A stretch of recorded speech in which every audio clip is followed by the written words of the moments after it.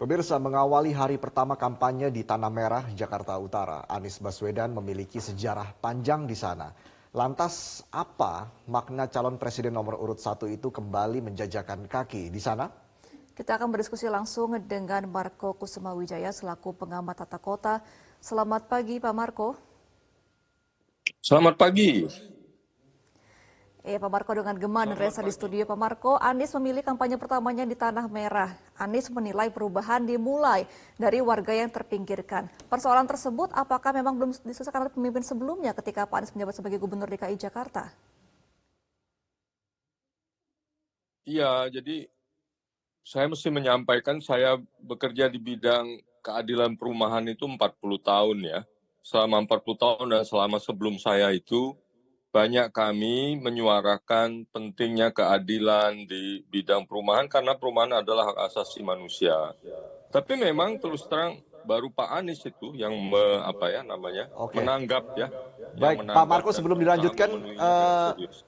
boleh dibuka dulu videonya Pak Marco biar kami juga bisa melihat Anda dengan jelas. Oh, baiklah. Baik, silakan Pak Marco.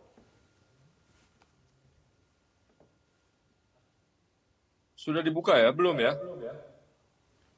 Saat ini kami belum Baik, bisa ya. melihat Anda. Ya, Oke, sudah. Baik, baik. mohon maaf, Ya, saya sedang di luar kota, jadi ya begini. Baik, bagaimana? silakan dilanjutkan penjelasan Anda.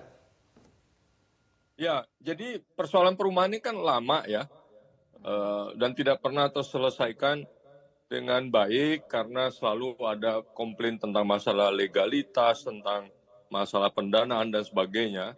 Ya Pak Anies itu membuat terobosan karena pendekatannya baru gitu dalam pengertian memberdayakan masyarakat, masyarakatnya ikut serta dalam perencanaan, masyarakatnya ikut serta di dalam membangun sendiri, tetapi yang penting pemerintahnya itu memberikan dasar-dasar yang baik gitu. Dalam kasus Tanah Merah ini kan dia memberikan IMB kawasan, karena dengan IMB itu tadi sudah disampaikan orang lalu berhak atas banyak hal. Tanpa IMB orang merasa terancam terus itu. Orang merasa terancam bahwa rumahnya bisa dibongkar kapan-kapan, setiap saat Ya. gitu.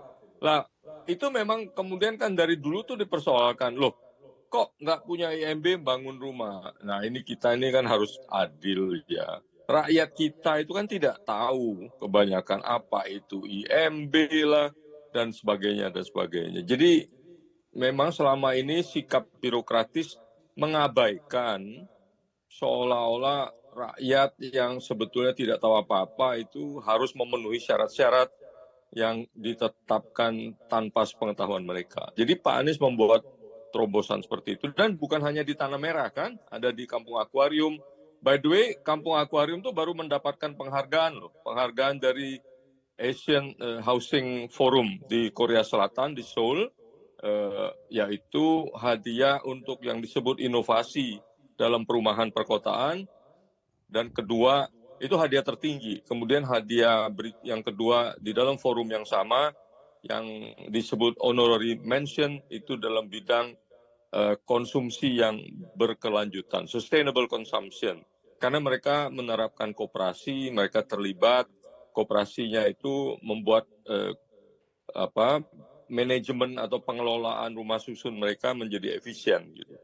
Jadi ini terobosan-terobosan yang memungkinkan rakyat kita berdaya gitu dan ternyata mampu, bahkan mampu mengelola kompleks Oke, Pak rumah Marco. susun gitu. Artinya dari Karena Tanah Merah pemerintah ini Pak Anies menunjukkan ya, Anies Baswedan menunjukkan begitu ya, bahwa memang ke depan program-program nanti yang dijalankan ini adalah soal kepemilikan tanah yang jelas, baik itu di wilayah Jakarta maupun wilayah Indonesia secara merata, begitu ya Pak Marco? betul, salah satu masalah berat kita kan adalah tanah. Nah selama ini pemerintah itu kayak mentok. Alasannya cuma itu kan tanah pemerintah, itu tanah pemerintah nggak boleh dikasihkan, nggak boleh dipakai untuk perumahan. Lah kita kan waktu kampanye Jakarta itu kan berdebat lah. Itu tanah pemerintah dipakai untuk Hotel Mulia. Tanah pemerintah dipakai untuk pelataran yang katanya di hutan kota di Senayan. Kok boleh? Mengapa untuk perumahan tidak boleh gitu? Lah, lalu argumen yang pihak-pihak yang selama ini berpikiran sempit, loh, perumahan kan tidak menguntungkan. Lah itu kuncinya. Perumahan itu hak asasi manusia, diakui oleh PBB, diakui oleh Undang-Undang Dasar kita sebagai kebutuhan dasar. Kebutuhan dasar itu istilah undang-undang kita untuk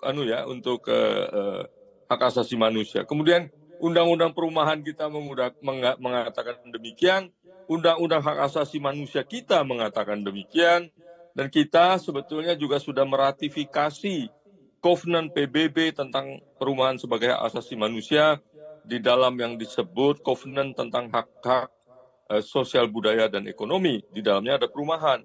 Jadi, kalau sesuatu kebutuhan itu diakui sebagai hak asasi manusia, kewajiban pemerintah memenuhinya. Nah, dengan sistem pasar, kita memang bisa memenuhi kebutuhan kelas atas, mungkin sedikit menengah. Tetapi untuk masyarakat yang berpenghasilan rendah itu tidak mungkin dipenuhi dengan mekanisme pasar. Ini 40 tahun kita tahu, tapi tidak pernah ada pemerintah yang berani menerobos dengan misalnya menggunakan tanah pemerintah, seperti kasus di Kampung Akuarium, menerbitkan izin mendirikan bangunan, karena seolah-olah rakyat tidak punya IMB itu dianggap salah gitu. Padahal ya kan dia tidak tahu menahu gitu. Emangnya nenek moyang kita dari dulu udah tahu IMB kan tidak, dan masih banyak dan masih wajar gitu. Orang tidak tahu, jadi memang harus diputihkan kan. Lah, perkebunan kelapa sawit jutaan hektar aja diputihkan. Masa orang rumah yang merupakan hak asasi kok tidak diputihkan karena ketidaktahuannya. Begitu Baik, sih. Pak Marco, dengan masih banyaknya kasus seperti ini ya, jika Anda melihat visi dan misi paslon lainnya, kira-kira bagaimana komitmen capres-capres lainnya ini dalam menyelesaikan persoalan masyarakat yang dipinggirkan seperti warga Tanah Merah?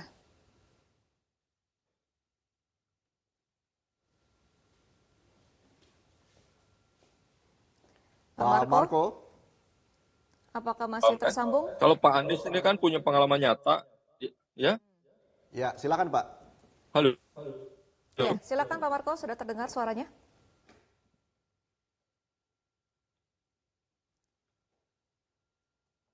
Ya, Pak Marco, apakah masih terdengar suara kami Ya, dari studio? kalau Pak Anies ini kan punya pengalamannya di sana, kita bisa melihat. Saya bisa. Halo. Oke, baik. Silakan Pak Marco. Apakah capres-capres lain memiliki komitmen yang sama kira-kira untuk daerah terpinggirkan? Baik, terima kasih. Mohon maaf. Jadi saya tidak melihat mereka punya program-program yang sekonkret ini di dalam visi misi mereka. Saya kira karena memang mereka tidak punya pengalaman ya. Kan kalau Pak Anies kan punya pengalaman nyata, sudah membuktikannya di Jakarta dan semua orang bisa lihat gitu. Dan karena saya langsung mendampingi masyarakat Kampung Akuarium itu sudah dikunjungi oleh 120-an lebih pegawai negeri dari berbagai kota di seluruh Indonesia. Yang mendatangkan itu Bappenas. Jadi Bappenas itu sudah mengakui ini sebagai terobosan dan malah mengajak sejak berkali-kali ya dalam tiga tahun terakhir itu total itu 120-an pegawai negeri dari berbagai kota sudah dibawa ke Kampung Akuarium. Jadi kalau paslon lain itu tidak punya program konkret dalam bidang ini ya dimaklumi aja gitu bahwa mereka nggak punya pengalaman, nggak bisa membayangkan karena zaman-zaman sebelumnya memang nggak ada terobosan seperti ini. Kalau Pak Anies ya dengan santai karena sudah punya pengalaman dan terbukti benar, terbukti bisa dilaksanakan gitu. Oke, dan kemarin juga di Tanah Merah Anies Baswedan mengatakan bahwa memberikan janji begitu ya, membesarkan masyarakat kecil tanpa kecilkan yang besar. Bagaimana pandangan Anda terhadap pernyataan dari Pak Anies itu? Sebenarnya kalau kita membesarkan yang kecil, itu otomatis nanti yang besar juga akan membesar gitu. Karena apa? Karena yang besar itu kan tergantung yang kecil ya. Misalnya begini, sekarang yang konkret di Jakarta ya. Anda tahu angkutan umum kita itu kan, Transjakarta, MRT itu dengan subsidi dari pemerintah Jakarta, yang paling mendapatkan keuntungan tentu saja siapa saja yang memakai itu. Nah kebanyakan itu tentu saja kita sebut kelas pekerja ya. Saya menduga dalam 5 tahun mendatang itu, nanti kelas pekerja ini Kalau datang kerja itu akan lebih tepat waktu. Sementara bos-bosnya mungkin terlambat karena naik mobil pribadi yang macet gitu. Nah, kalau kelas pekerja kita tiba tepat waktu, lalu pulang tepat waktu, mereka akan menjadi lebih sehat secara fisik maupun secara mental yang sekarang menjadi masalah gitu ya di kalangan muda kita. Nah, kalau mereka mendapat fasilitas yang baik, memungkinkan mereka bekerja dengan baik, kan otomatis produktivitas perusahaan-perusahaan tempat mereka bekerja kan akan menjadi lebih baik, dan itu berarti membesarkan pemilik-pemilik perusahaan juga. Jadinya itu sebetulnya strategi bukan hanya untuk memeratakan keadilan atau mewujudkan, tapi juga sebetulnya strategi untuk mewujudkan produktivitas yang lebih tinggi. Sebaliknya, kalau kesenjangan antara kaya miskin ini makin besar, ya kita tahu ujung-ujungnya nanti tidak sustainable ya, tidak sustainable itu dalam pengertian sosial dan segala macam. Saya tidak mau menggunakan kata terjadi kerusuhan atau itu mungkin terlalu keras, tetapi ketegangan biasanya kan terjadi kalau kesenjangan itu terus membesar. Dan kita melihat gejala itu di semua statistik kita kan, Gini rasio kita makin besar, kesenjangan dalam kepemilikan aset makin besar, kesenjangan dalam pendapatan makin besar. Nah, jadi saya juga merasa orang kurang paham itu kalau menyerang Pak Anies seolah-olah akan berpihak kepada orang kurang beruntung dan akan merepotkan barangkali pemilik aset atau pemimpin perusahaan. Tidak demikian. Kan di pihak Pak Anies juga banyak pengusaha yang mendukung. Kembali dilakukan oleh Pak Anies Baswedan dan juga Muhaimin Iskandar kelak jika terpilih sebagai Presiden Republik Indonesia. Terima kasih Pak Marco Kusuma Wijaya, pengamat tata kota, sudah bergabung memberikan penjelasan bersama kami di Metro Pagi Prime Time. Salam sehat, Pak. Jelajahi cara baru mendapatkan informasi. Download Metro TV Extend sekarang.